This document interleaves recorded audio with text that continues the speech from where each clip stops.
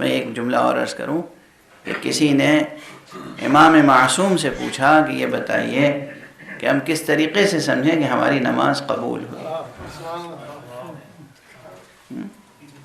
آپ نے فرمایا ہر نماز کے بعد غور کرو کہ اس نماز کے پڑھنے سے تمہارے نفس میں کوئی تبدیلی آئی یا نہیں ہے. اگر نفس میں تبدیلی آئی تو نماز قبول ہو گئی، اگر نفس میں کوئی تبدیلی نہیں آئی تو اس کے معنی نماز تمہاری قبول نہیں. نفس کی تبدیلی کیا ہے؟ کس قسم کی تبدیلی نفس میں آنی چاہیے؟ خود قرآن مجید کہتا ہے نماز کے فوائد میں سے ایک فائدہ تو یہ ہے کہ نماز سے یاد خدا قائم ہوتی ہے. اقم الصلاۃ لذکری، نماز قائم کرو میرے ذکر کے قائم کرنے کے لیے. دوسرا کیا فائدہ ہے؟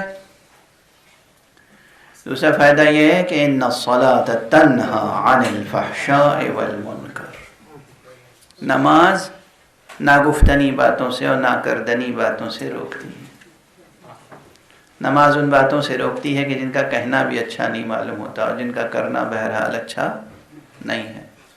تو سوچنا چاہیے کہ کیا ہماری اس نماز کے بعد ہمارے نفس میں بلندی آئی اور ہم اس سطح سے اوپر اٹھے، کچھ چیزیں ہم سے چھوٹی مکروہات دنیا سے یا نہیں چھوٹی. اگر چھوٹی تو نماز قبول ہے، اور اگر نہیں چھوٹی تو پھر جسمانی ریاضت ہو کر رہ گئی، نماز کی قبولیت میں شبہ باقی رہا. بالکل یہی صورت مجالس عزا سے متعلق. جب بھی کسی دینی محفل میں شرکت کریں، دینی مجلس میں شرکت کریں، اس کے بعد جائزہ لیں کہ شرکت سے پہلے اور شرکت کے بعد ہماری کیفیت میں کچھ فرق ہوا یا نہیں ہوا. اگر فرق نہیں ہوا تو پھر وہ شرکت ہماری